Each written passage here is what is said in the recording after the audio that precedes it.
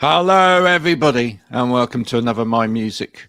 Today, I'm joined by somebody who has managed to wear the correct outage on her body to blend in with the background and the mise-en-scène of this podcast.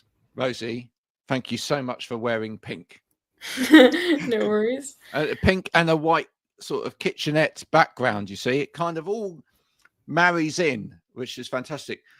We shall be coming back in a minute after the video to talk to Rosie about her up-and-coming single where she's losing somebody, aren't you? Yeah. Goodness me. I don't know how we're going to all cope.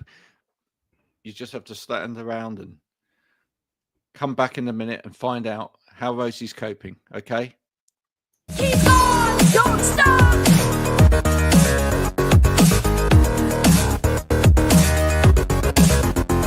Keep on, don't stop.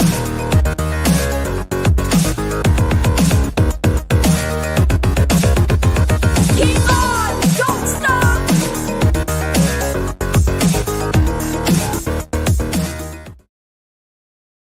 Rosie, how are you? I'm great, thank you. How are you? Good. So you're good considering that you're losing someone. Yes. Oh my word. And at such a young age as well. You're almost too young to be losing people, right? You get to my age, it's a given, right? That people might disappear. But how old are you? 21 now? Are you 21? Is that right? Yeah, I turned 21 in March. Yeah, we can tell that because there was a picture of you on your Instagram with a big 21 in the background. It's kind of a giveaway, isn't it? Mm-hmm. Yeah. What was that? What did that feel like, turning 21? Do you feel like you're stepping into real adulthood now? And I feel like when I turned 20, that was really weird for me. I know 21 is considered like a milestone birthday, but I think leaving my teens was what freaked me out. And now that I'm in my 20s, each birthday doesn't seem as scary. I think 25 for me is the next big one. I've decided myself which ones are important. I don't seem to go by what other people think. 21 didn't feel much different to 20 actually. Yeah. Did you get anything nice for your 21st birthday? What did I do? I managed to see like different people and like do activities with like my different friend groups and stuff. I went to see the Harry Potter like theatre show, the Cursed Child one, with my sister, and that was really cool. That was amazing, actually. That's cool. Did you get to go to the record shop over the road as well while you were there? No, I haven't been there. You didn't go to FOP over the road? That's great. It's one of my favourite little records shops. Right on the corner it is, opposite the McDonald's, which is opposite the theatre. Yeah, there you go. If you're in that neck of the woods in London, do go in there.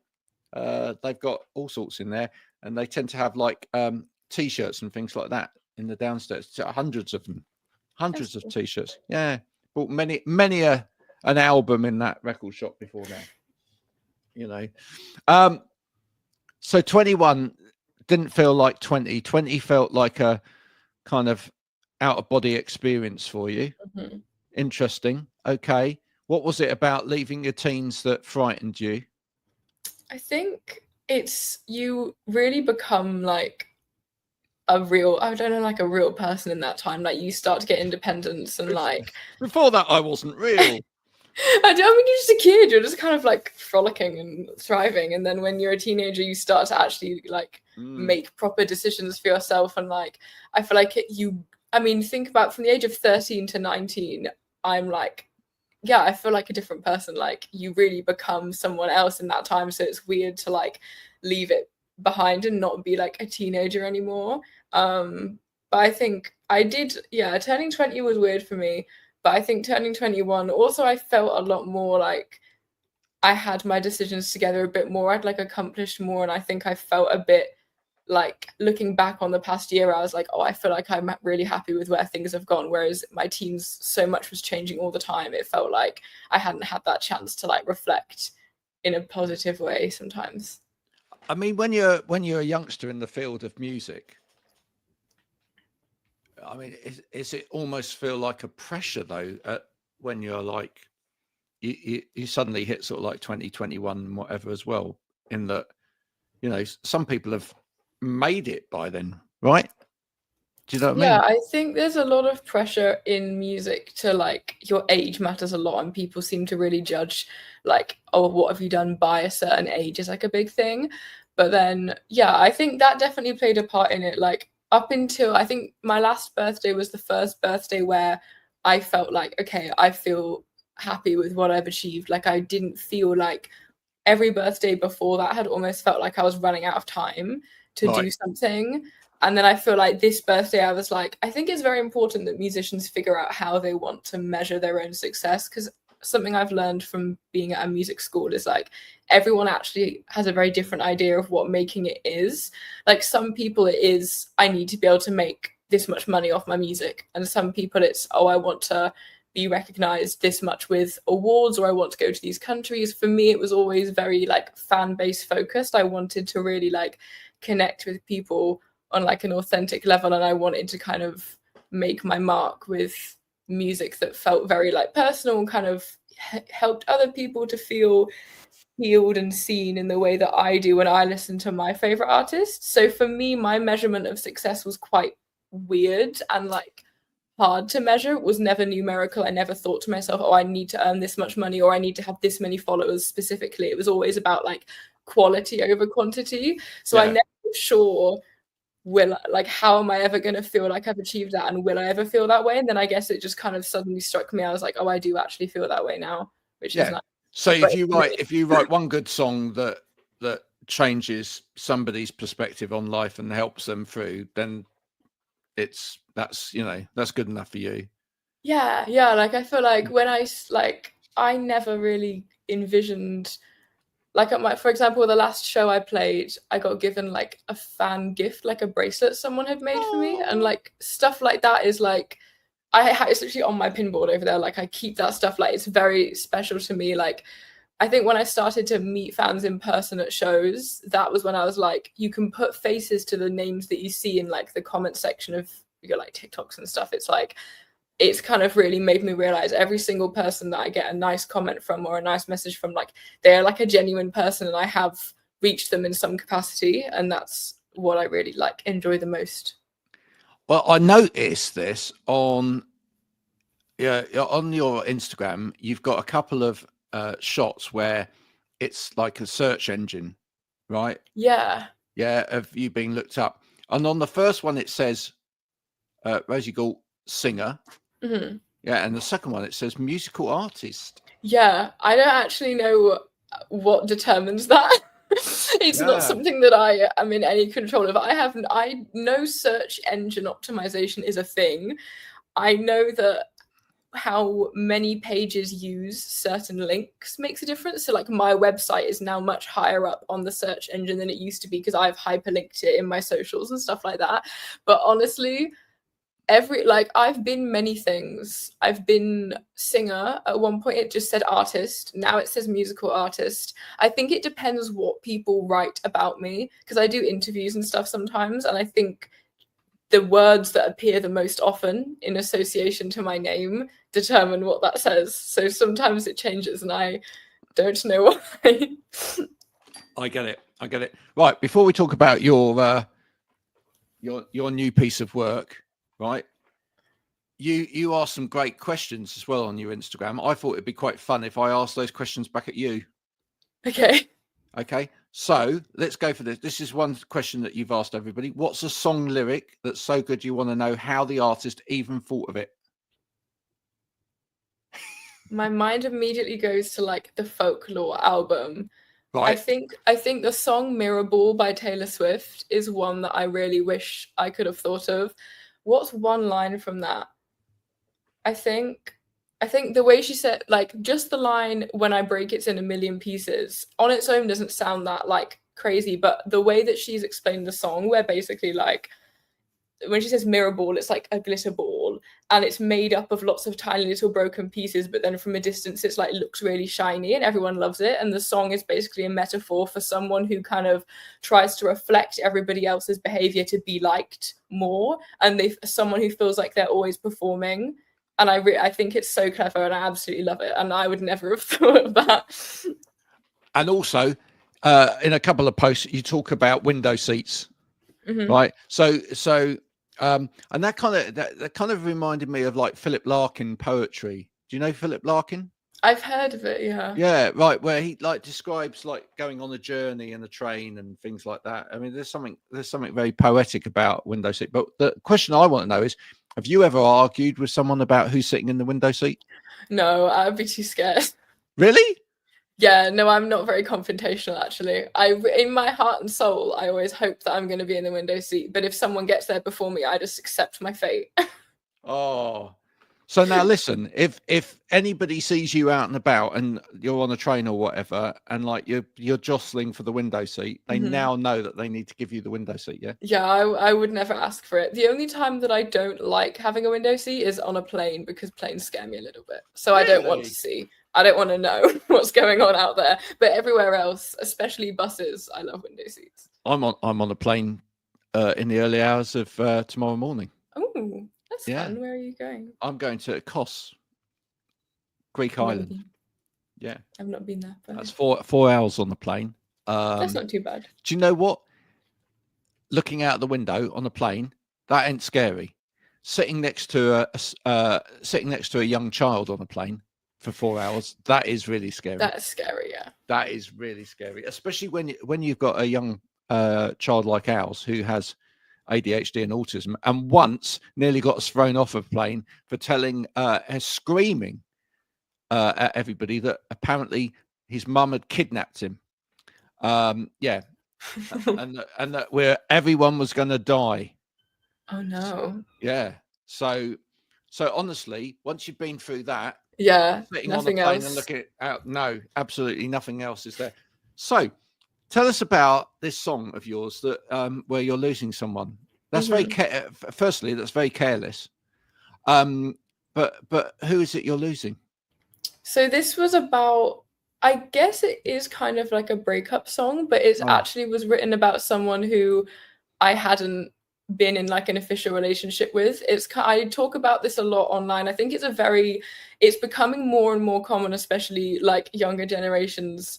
It very much is prevalent now, where people just don't want to put labels on relationships, and people end up in these dynamics where you're acting like you're together but you're not, and I think it makes it harder to actually like go through a breakup, because you can't even say you're going through a breakup. You can't even say that's my ex, because it's not, and it almost feels like, did that even happen? Like it just sort of it came and went, and it's like there's a name for these things, isn't it? Situationship. But I hate it so much. I'm like, get out. I'm like, what is that? That's not a real thing.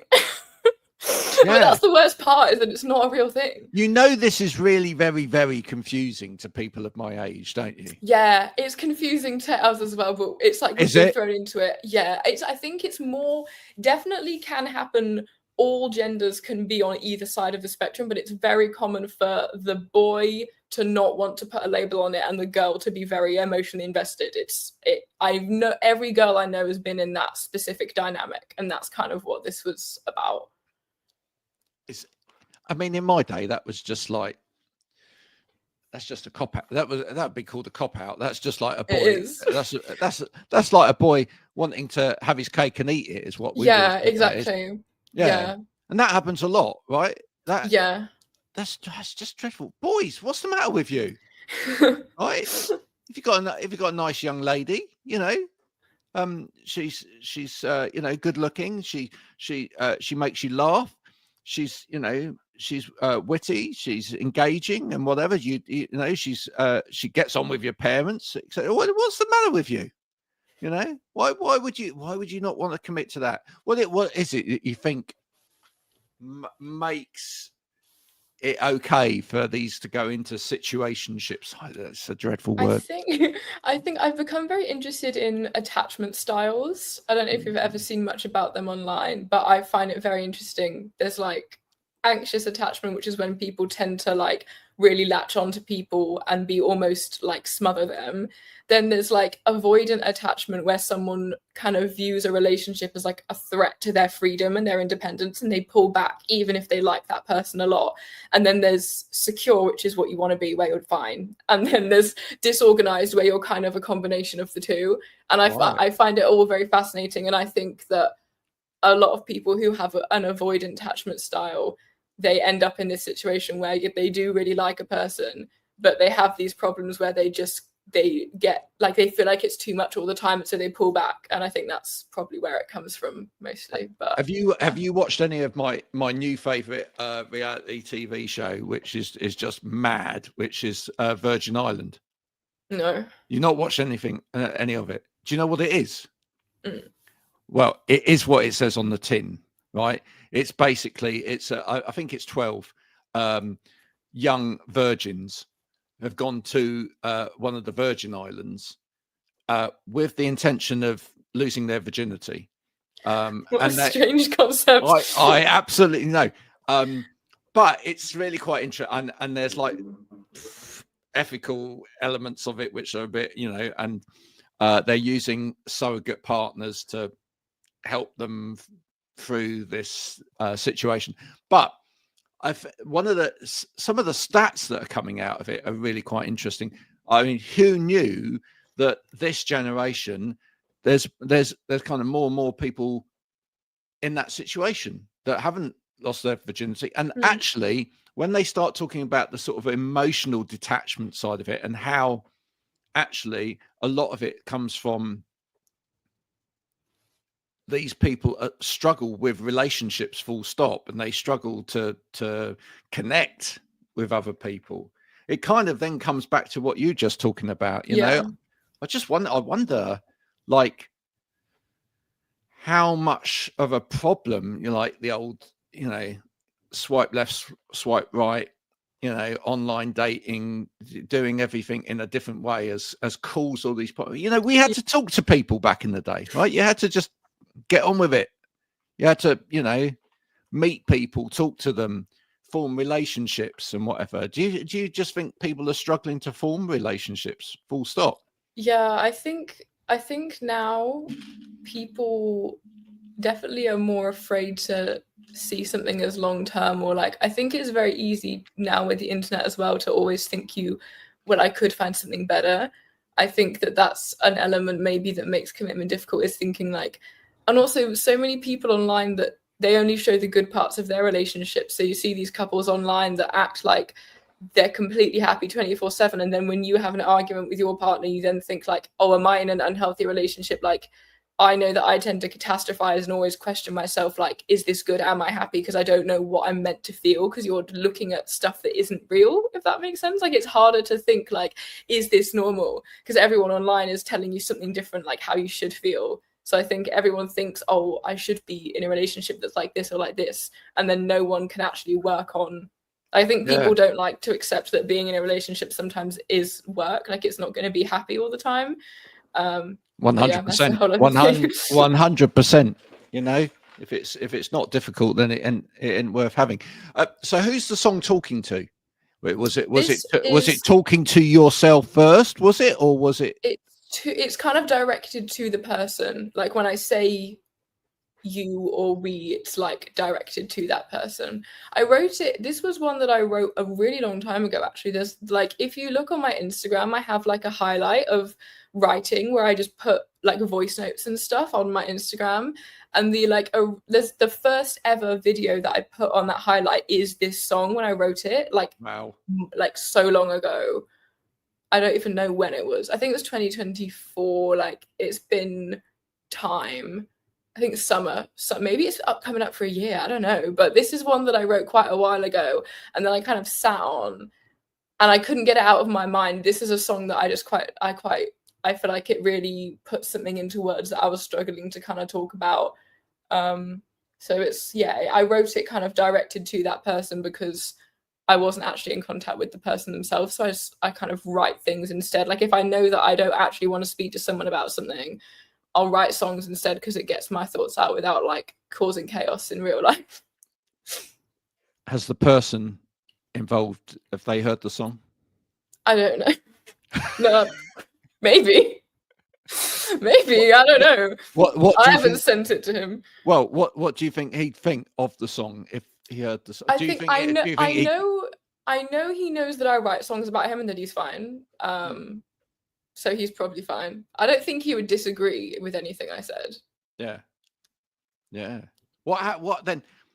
Tell me, as a young singer-songwriter, then, right? So you write these songs, because this is an interesting concept as well. You write these songs about a situationship which kind of it happened, but it was in the past and whatever, and now you're past that and whatever else as well. And so what then happens if you're now in a relationship with somebody, and then they hear the song and they're like, but do they then start feeling like insecure because that was? I mean, for me, how does that happen? I think for me, for basically I've been with my current boyfriend for a really long time. We've been together for like 2.5 years. So he's been there throughout all of my song releases and like all of the songs that I write now, like we're together. And sometimes people say to me like, oh, it's kind of crazy that you write so many kind of like heartbreak songs, but you've been in like a happy relationship for so long. And I do understand it. It's a conversation that we had. I think it's fortunate that he's also a musician.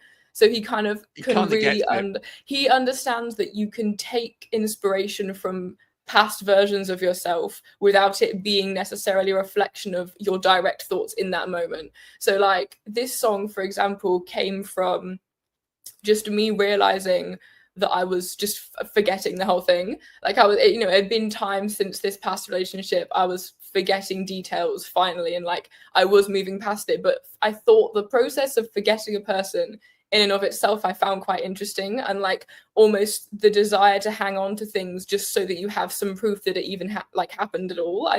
It was interesting in my mind, and I wanted to write a song about it. But when I write songs, I'm either all in or I'm not doing it. So I do put myself back in the mindset of that person I was when I had those feelings for someone else. But like my current boyfriend, he understands that, and it's a conversation that we've had, and he hears my music before it goes anywhere. So if there was a lyric or something that he wasn't comfortable with, we would talk about it, but there never has been.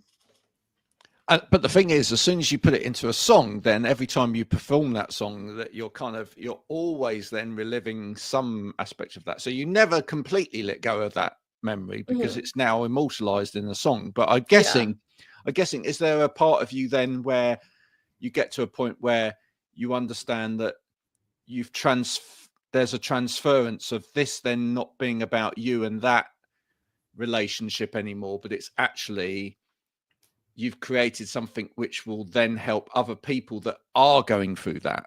Yeah, that's kind of my main goal whenever I put things out. I always feel like I write songs for me and then I put them out for other people as well. It's like it's gone when now. When I first write it, I don't think at all about how other people are going to perceive it. I can go back and change things. I just write from my mind.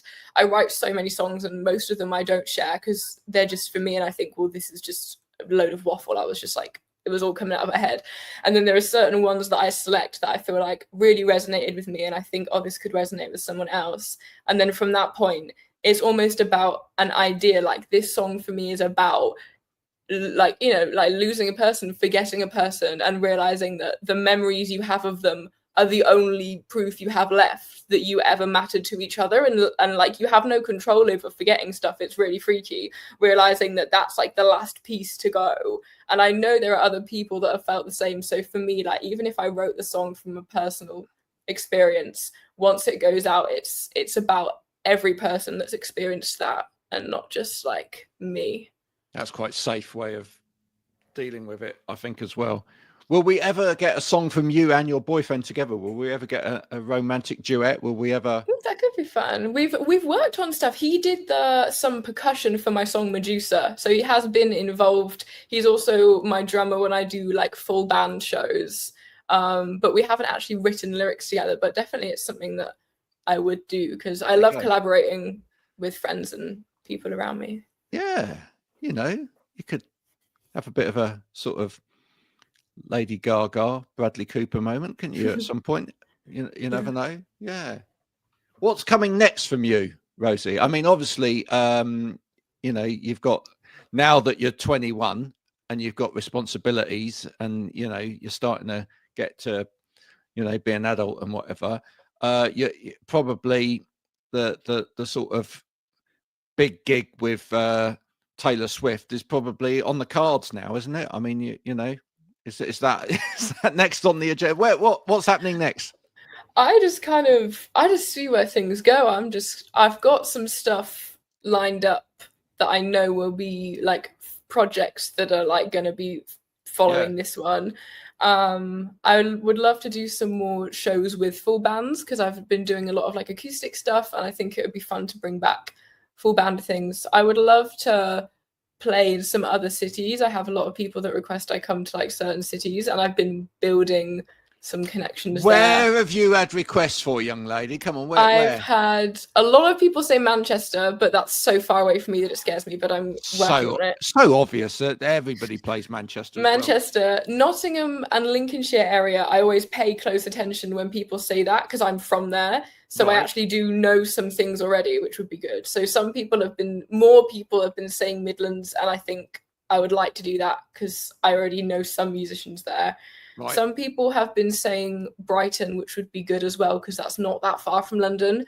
And there's like my university, there's a music school, has another university in Brighton, and people, because it's so close together, people sometimes transfer. So I know some people there as well. So it's trying to figure out like who can I speak to and actually get to these places. But I am working on it as much as I can. Well, if you flip back through fairly recent episodes of this, we've had several musicians from Brighton on. So maybe that's what you need to do, is just flip into there and, make some friends down in the old Brighton, and then whiz on down there. Great place. I used to do some DJing down in Brighton, as London as well. Of course, the place that you're missing from that equation, of course, is the wonderful southwest of England, which everybody forgets, because it's I don't know why, it's the best part of England, without a shadow of a doubt. But don't forget places like Bristol and Exeter. Bristol is one I've had a few for as well, actually. Oh, there you go. Make that one happen. I look at where I have a lot of listeners as well, and then I try and match it up with comments. And Bristol is one that I've seen. So right, okay, they're on my mind. Oi, if you're listening, Bristolians out there, Rosie would like to be coming down and drinking the cider and be playing the Bristol.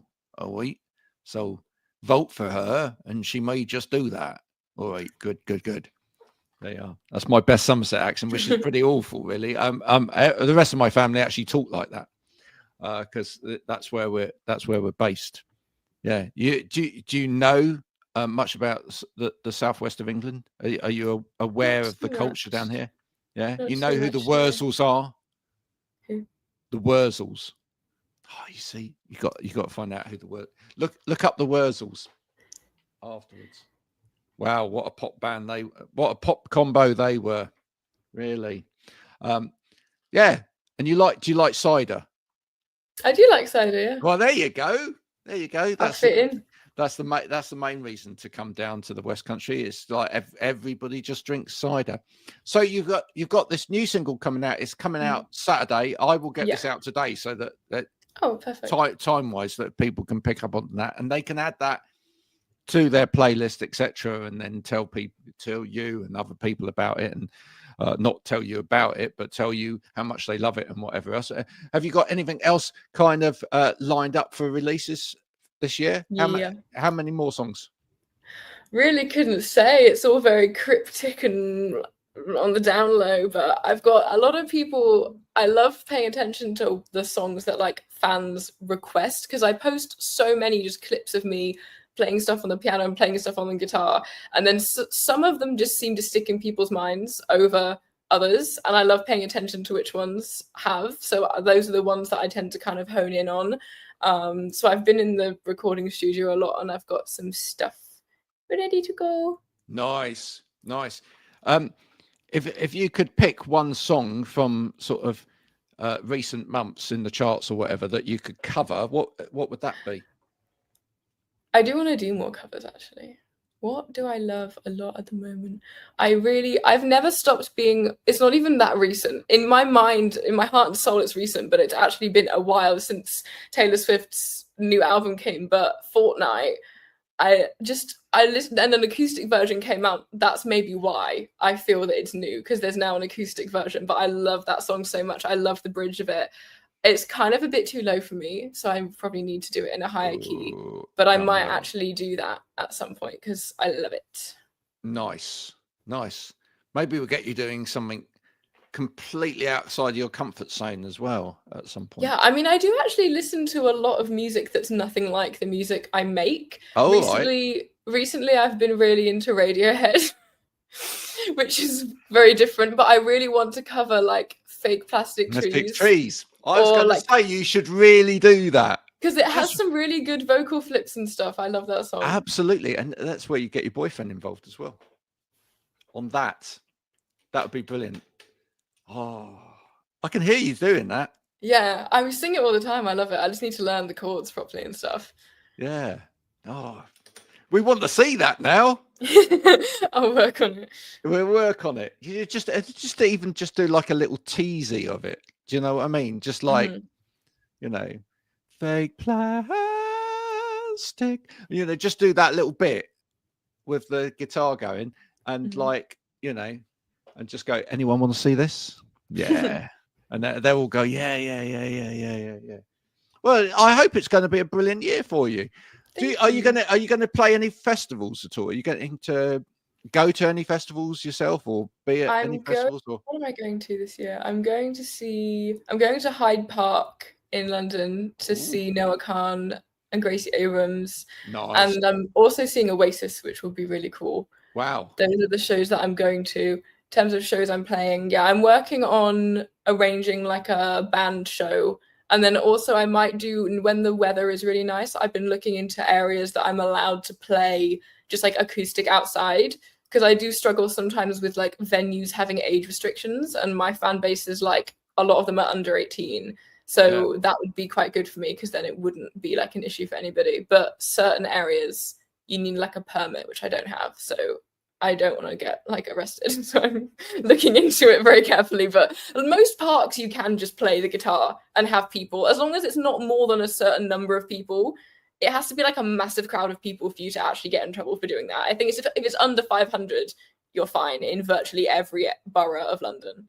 But I'm looking into it because that's just from some very basic research I've done. I don't actually know. Well, I'll tell you now. We're coming into London to watch the Dua Lipa show at Wembley Stadium. Perhaps you could sneak into sort of like outskirts of Wembley Stadium with your guitar. Oh, people do that. I know. Conan Gray, was it him or Alec Benjamin? There was like a pop male singer who I know at the beginning of his career, he used to busk near similar artist shows. Where there was a big show, yeah. I can't remember who it was, but I've heard of this, yeah. So cool. So cool. Well, you got a big crowd sort of gathering up. Yeah, people want to be entertained, I guess. Yeah, it's just like, quickly knock out a couple of songs, then run before the policemen arrive. I'm definitely not looking to break any laws. No, well, we wouldn't suggest that you do either. I am a very law-abiding citizen. I love that. I'm a law-abiding citizen. I promote the law in every manner. With a new song that's coming out, and she doesn't want to ruin that in any shape or form. I'm Losing You is coming out 24th of the 5th. Folks, do please go and add it to your playlist, but put a bit of that in your playlist and see how you get on, and do follow my friend here, Rosie, on the old Instagram, etc. Rosie, thank you so much for coming and talking. Thank you so much. It's been a pleasure seeing you yet again. We folks are bringing you new music every single week here on My Music. I hope you do appreciate that. You can help support the artists by getting in touch with them, adding their music to playlists, going to see the gigs, buying the t-shirts, doing all of that stuff. And if you want to know more about why I started this or what it's all about, if you go to mymusicpodcast.com, there's a website there now with the backstory and a very dodgy picture of me in the 90s as well, when I had long hair, which you can go and laugh at. and show all of your friends and have a giggle. We'll be back soon with another one of these. But until then, from Rosie and me, bye for now.